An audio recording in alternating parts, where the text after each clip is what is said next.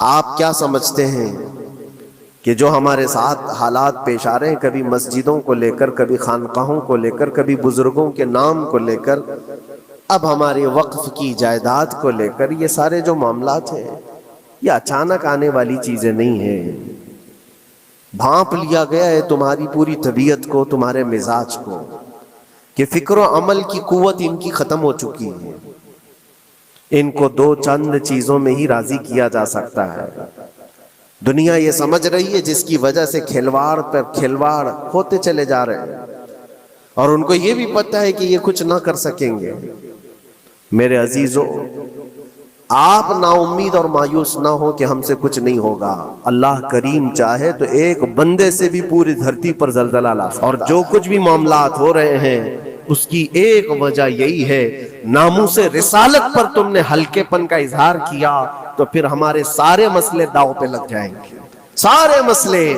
یہ تو وقف ہے. ابھی دیکھو آگے کل تمہاری اذانیں نشانے پر ہیں، تمہاری جماعت کی نمازیں نشانے پر ہیں، تمہاری مسجدیں بھی نشانے پر ہیں کہ تم اپنے گھروں پر بھی جمعہ پڑھ سکتے ہو، چھتوں پر بھی نمازیں پڑھ سکتے ہو. یہ سب معاملات آئیں گے. برقع، حجاب، ٹوپی، داڑھی ویسے ہی چل چکے ہیں مسئلے. ہر چیز نشانے پر ہے. ارے تمہارے کھانے بھی نشانے پر ہیں، تم کیا کھاؤ گے، کیا بچاؤ گے، یہ بھی نشانے پر ہے. یہ سارے مسائل صرف اسی بنیاد پر ہے. قوت فکر و عمل پہلے فنا ہوتی ہے جب کسی قوم کی شوکت پہ زوال آتا ہے. اور یہ ایک بات یہ بھی میں بتا دوں، اقبال نے سچ کہا تھا، ان کے جو ہم غلام تھے خلق کے پیشوا رہے، ان سے پھرے جہاں پھرا پھر آئی کمی وقار. جو کچھ بھی ہوا ہے ہماری عزت و وقار میں کمی کا مسئلہ ان سے پھر جانے کی وجہ سے. نبی پاک سے تم دور ہوئے، یہ عزتوں اور وقاروں میں کمی ہے. عجیب سی بات نہیں ہے، یہ دوغلا پن نہیں ہے.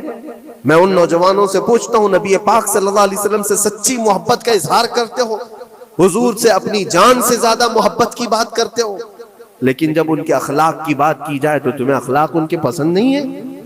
حضور پاک کا چہرہ نہیں پسند ہے، حضور پاک کے لباس تمہیں نہیں پسند ہے، تو پھر کون سی محبت کی بات کرتے ہو؟ اللہ کے رسول صلی اللہ تعالیٰ علیہ وسلم سے تم بے انتہا محبت کی بات کرتے ہو. پھر وہ محبت کا تقاضا یہ ہے کہ تمہاری ظاہری زندگی میں بھی تو نظر آئے کچھ. محبت کا تقاضا یہ ہے. تم شرما جاتے ہو، دنیا کیا کہے گی مجھے، دنیا کیا کہے گی، دقیانوسی کہے گی، فنڈامنٹل کہے گی، پرانے زمانے کا کہے گی. میں چہرے پر داڑھی رکھ لوں تو لوگ مجھے پتہ نہیں کیا کیا کوسیں گے. تم نے دنیا کے لیے اپنے آپ کو بدل لیا. یہ نہیں سوچا کہ یہ وہی دنیا ہے جو 4 دن کے بعد میری دوستی کو لات مارے گی، اور 4 دن کے بعد مجھے قبر میں رکھ کر کے منو مٹی پر دبا دے گی. اور مجھے جانا تو ہے، پھر قبر میں منہ دکھانا ہے تو اسی مصطفیٰ کو دکھانا. جہاں یہ نہیں پہنچ سکتے وہاں رسول پاک ہوں گے. محشر کے میدان میں جہاں کوئی سہارا نہیں ہوگا اس وقت رسول پاک تمہارا ہاتھ پکڑ رہے ہوں گے، اور تم نے ان کا خیال نہیں کیا. آ جاؤ اسی نقطے پر، اسی پوائنٹ پر جہاں ہماری کامیابی مضمر ہے. میں صرف اور صرف اپنے بیانوں میں یہی چیز عرض کرنا چاہتا ہوں، صرف اتنا چاہتا ہوں اے نوجوانوں، جس کے نام سے تم آباد ہو اس نام کے ساتھ صحیح معنوں میں جڑ جاؤ، کیونکہ قرآن کا وعدہ ہے وَلَا تَهِنُوا وَلَا تَحْزَنُوا وَأَنْتُمُ الْأَعْلَوْنَ إِن كُنتُم مُؤْمِنِينَ. گھبراؤ مت، پریشان مت ہو، تم سب سے زیادہ بلند رہو گے. اگر اللہ نے فرمایا ہے تو یہ 100% حق ہے. اللہ نے فرمایا ہے تم سب سے زیادہ بلند رہو گے، لیکن آگے رب فرماتا ہے ان کنتم مؤمنین، اگر تم سچے ایمان والے ہو جاؤ. اور ایمان کس کو کہتے ہیں؟ لا یؤمن احدکم حتی اکون احب الیہ من والدہ وولدہ والناس اجمعین. میرے آقا فرماتے ہیں ایمان اس وقت تک کمپلیٹ نہیں ہوگا جب تک تم اپنے ماں باپ اولاد اور ساری دنیا سے زیادہ مجھ سے محبت نہ کرو. یہ ہے. اور اخیر میں یہی کہوں گا، ہر مسئلے کا حل، سارے تمام ایشوز کا خلاصہ، علاج ایک ہی چیز میں ہے کہ محمد سے وفا ہے تو ہم تیرے ہیں. یہ جہاں چیز ہے کیا، لوح و قلم تیرے ہیں. لوگ انتظار میں ہیں. بہت سارے لوگ یہ پوچھتے بھی ہیں ہمیں کیا کرنا چاہیے، ہمیں کیا کرنا چاہیے. ظلم پہ ظلم ہوتا جا رہا ہے. ظالم اپنے انجام پر ضرور پہنچیں گے، کیونکہ قرآن میں اللہ کا وعدہ ہے وَسَيَعْلَمُ الَّذِينَ ظَلَمُوا أَيَّ مُنْقَلَبٍ يَنْقَلِبُونَ. ان قریب ظالم یہ دیکھ لے گا کہ اللہ اس کو کس پلٹی پر پلٹائے گا، کس کھائی میں گرائے گا، اسے اندازہ بھی نہیں ہوگا، اس کے بنے ہوئے جالوں میں وہ خود پھنسے گا۔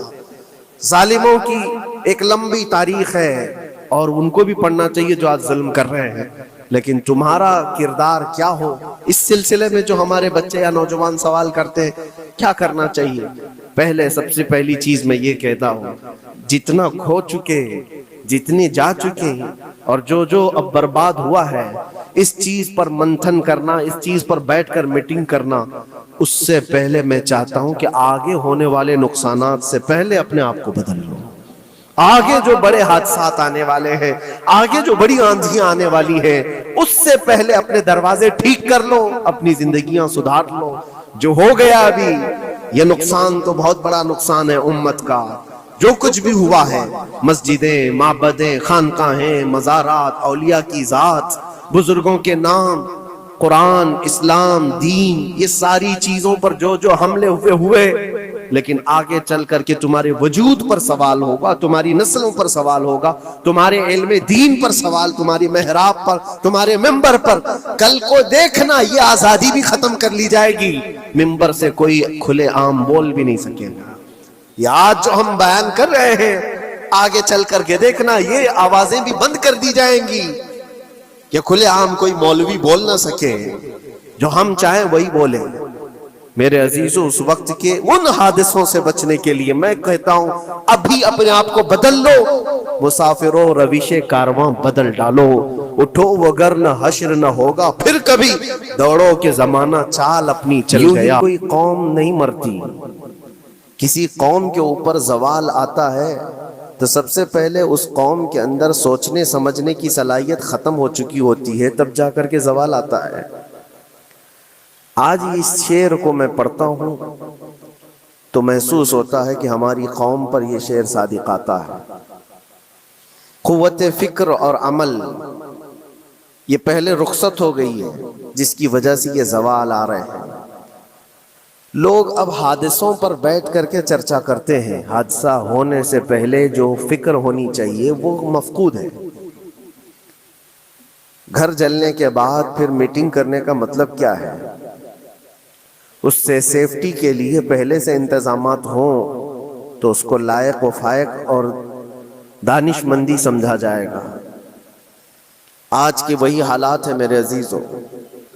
آپ کو پتہ ہے کچھ قومیں ایسی ہیں جو فیوچر پلاننگ کے لیے 100 سال کے بعد کا سوچتی ہیں، جبکہ یہ اسلام کا حصہ تھا۔ نبی کونین صلی اللہ علیہ وسلم نے 1400 سال بعد ہونے والی چیزوں کی پیشین گوئی فرمائی کہ نہیں فرمائی؟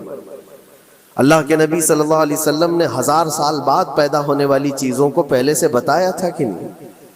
یہ ساری چیزیں نبی آخر الزمان صلی اللہ علیہ وسلم نے جو بتایا، مطلب یہی تھا کہ اس وقت کے لوگوں کو ضرورت تو نہیں تھی ان حالات کی، پھر بھی حضور ان کو بتا رہے تھے، صحابہ کو۔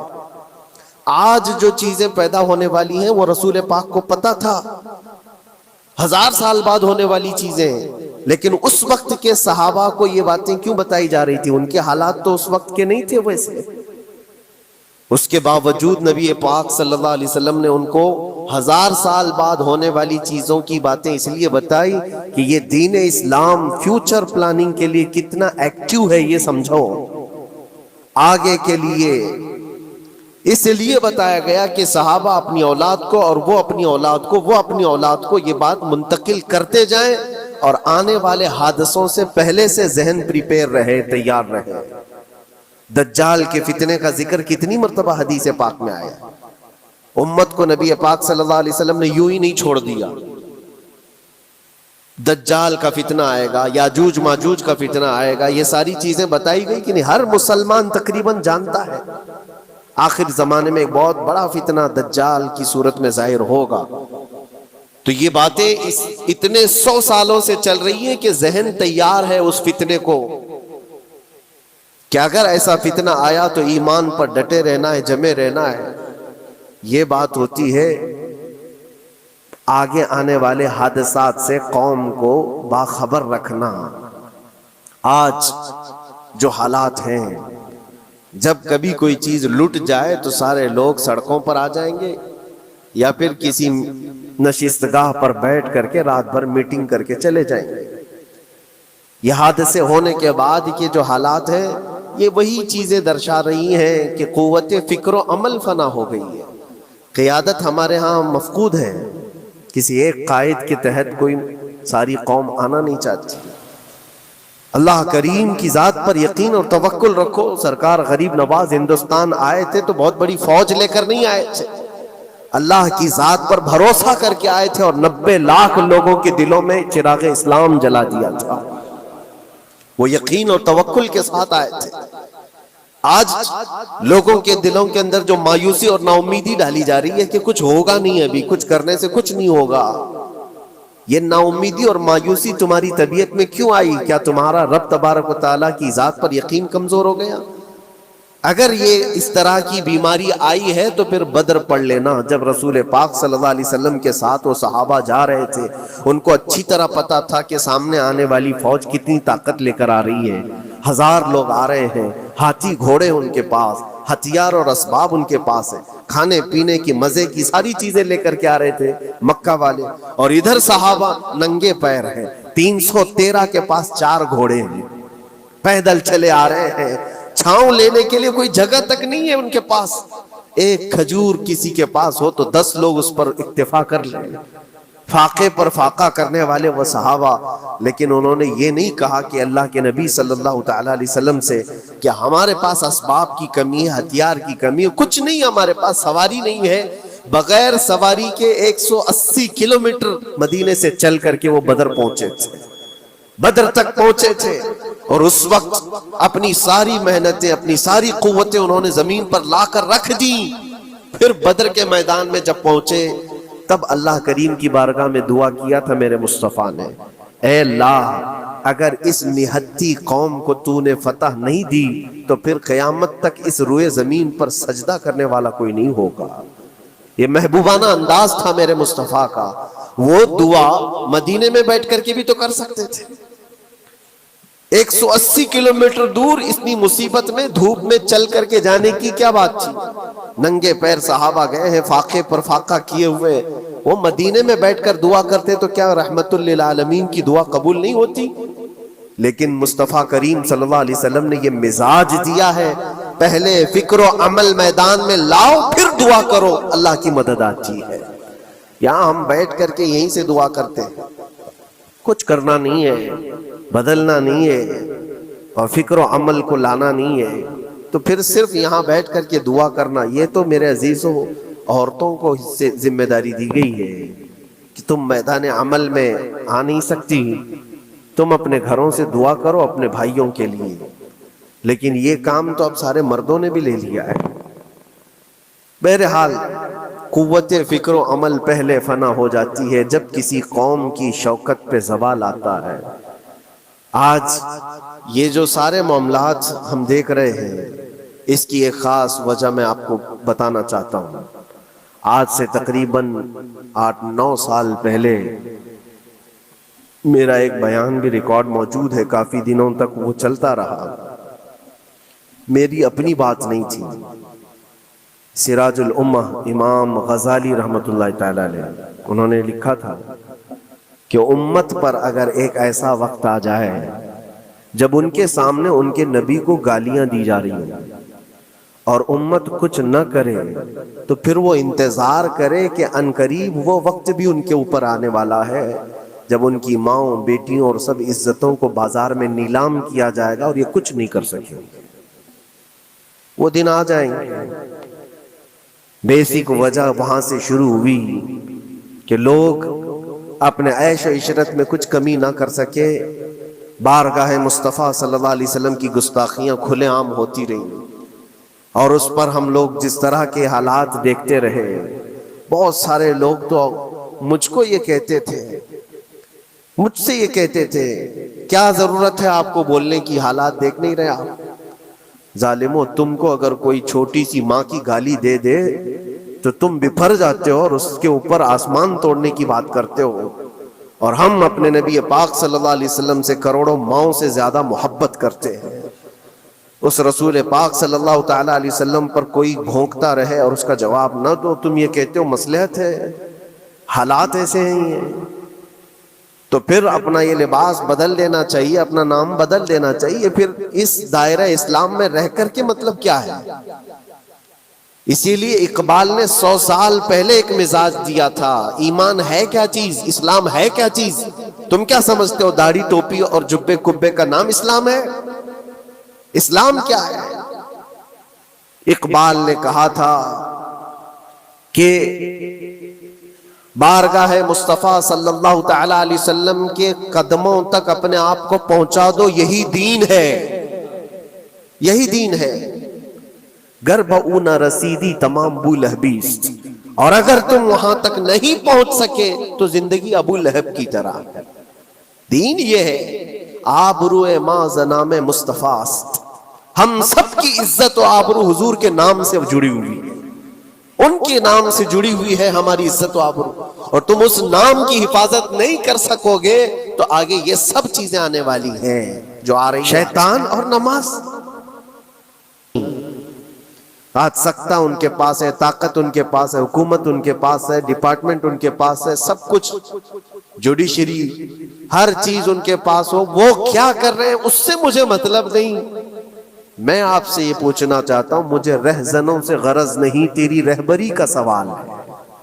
تم خیر امت ہو، رسول پاک کی امت میں ہو، تمہاری بھومکا جس کو کہا جاتا ہے، تمہاری یہاں پر زندگی کے معاملات یہ بہت زیادہ اہمیت کے حامل ہیں، تم کیسے بن سکتے ہو آج؟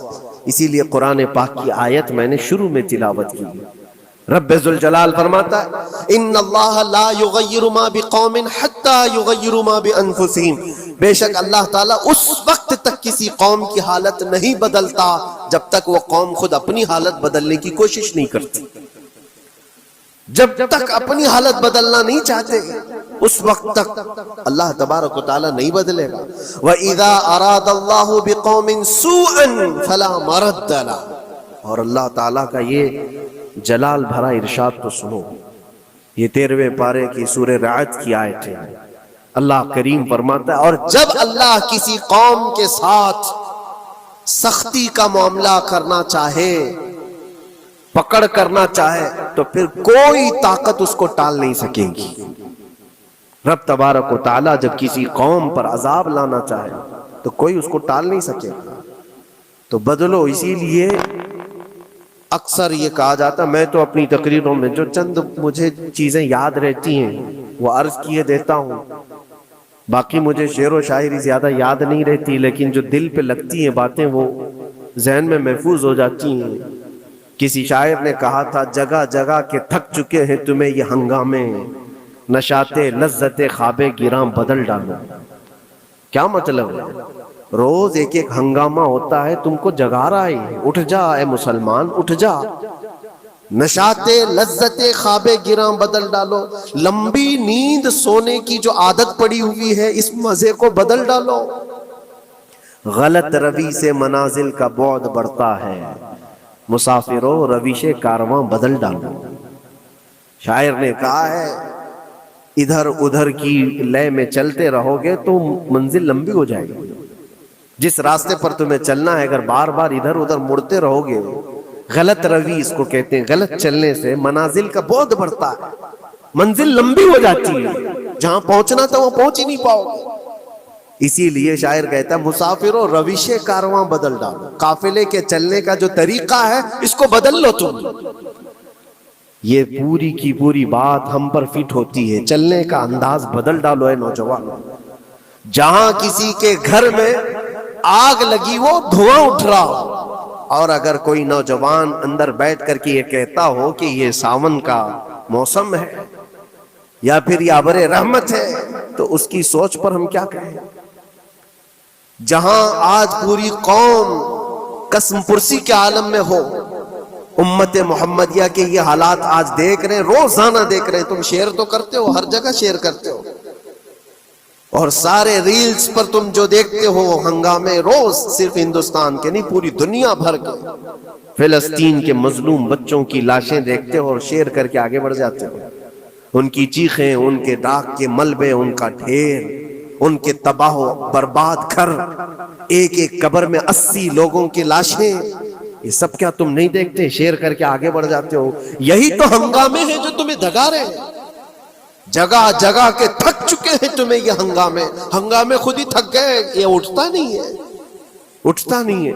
ایک دور وہ تھا 100 سال پہلے کا، جب یہاں پر موجود انگریز اس قوم کو دیکھ کر یہ کہنے پر مجبور ہو گیا تھا، یہ فاقہ کش موت سے ڈرتا نہیں ذرا، بھوکیوں پر بھوکا رہتا ہے لیکن موت سے ڈرتا نہیں، روح محمدی اس کے بدن سے نکال دو۔ روح محمدی ان کے بدن میں تھی، انگریز تھر تھراتے تھے۔ اس قوم کا کوئی جواب ہی نہیں ہے۔ سب سے زیادہ اگر کسی چیز سے ڈرایا جا سکتا ہے تو موت سے، اور یہ قوم ایسی ہے کفن تو اپنے کندھے پر لے کر گھومتی ہے، جہاں موت آ جائے سو جائے۔ یہ فاقہ کش موت سے ڈرتا نہیں ذرا، روح محمدی اس کے بدن سے نکال دو۔ یہ کس کی بات تھی؟ انگریزوں کی بات تھی۔ اور آج حالات بدل گئے، سارا کا سارا زمانہ تم پر آج بھوکے بھیڑیا کی طرح جھپٹ پڑا ہوا ہے۔ اور ان حالات میں آپ سے سوال کرتا ہوں، ایک طرف تیز آندھیاں چل رہی ہیں، ایک طرف گھر کے اندر آگ لگی ہوئی، ایک طرف بھوک اور پیاس کی شدت ستا رہی ہے، ایک طرف تمہارے بھائی بہنوں کی بیماریاں ستا رہی ہیں۔ جب اتنے سارے معاملات ہو تو اے نوجوانوں بتاؤ تم کیا کرو گے؟ اس وقت رات بھر بیٹھ کر گیم کھیلو گے؟ کیا یہ گیم کھیلنے کا وقت ہے؟ اس نوجوان پر کیا یہ افسوس نہیں ہوتا کہ اس کے پوری امت کے حالات ایسے ہیں کہ بچوں کی چیخیں نکل رہی ہیں اور اس کو پب جی سے فرصت نہیں ہے، ریل بنانے سے فرصت نہیں ہے، یہ مجرے کرتا ہوا گھوم رہا ہے۔ مسجدیں ویران کیوں ہیں؟ خالی کیوں ہیں؟ تم نے مسجدوں کو ویران رکھا تو مسجدیں تباہ ہونے شروع ہو گئیں، دوسروں کی نظر ہونے لگ گئیں اور اس پر لوگوں کی غلط نظریں پڑنے لگ گئیں۔ آ جاؤ اے مسلمانوں، میرے مصطفیٰ کریم صلی اللہ تعالیٰ علیہ وسلم کی ہدایات پر ایک بات چیلنج کے ساتھ کہتا ہوں، تمہارا نام اگر نبی پاک صلی اللہ علیہ وسلم کے نام سے جڑا ہے تو یہ چیلنج کے ساتھ میں کہتا ہوں، اس رہتی دنیا میں تمہیں پوری طاقتیں مل کر وہ عزت نہیں دے سکتی جو میرے مصطفیٰ کے قدموں کی وابستگی دے گی۔